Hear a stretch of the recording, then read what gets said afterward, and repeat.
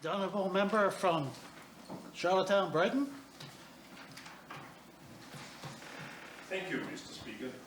While we hear that this government spends tens of millions a year on housing, most of the public money spent eventually finds its way into the pockets of developers and landlords.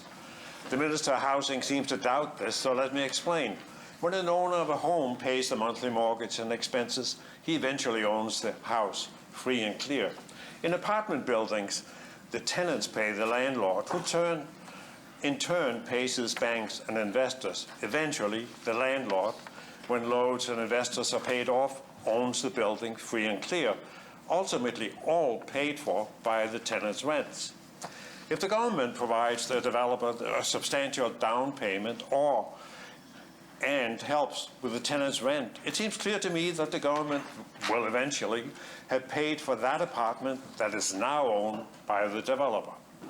Why not spend all public money, provincial as well as federal, so that these funds benefits ordinary people, giving them control of their homes and their equity?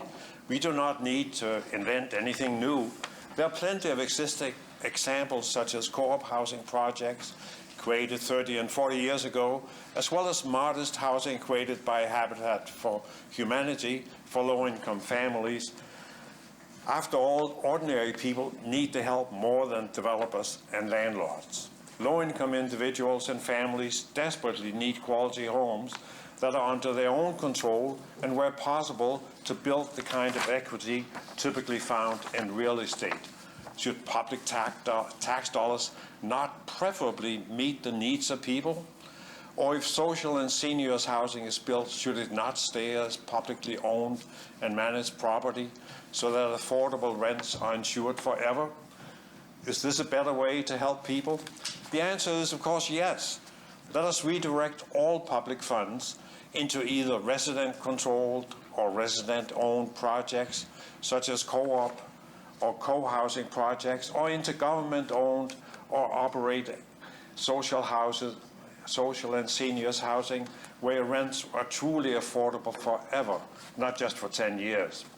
There's no need to invent new or even spend more. We know what it takes. Determination from our government, educating the public on how co-ops and co-housing works, and the re-establishing of the upfront funds required to get such projects up and going. We've done it before. Let's do it again.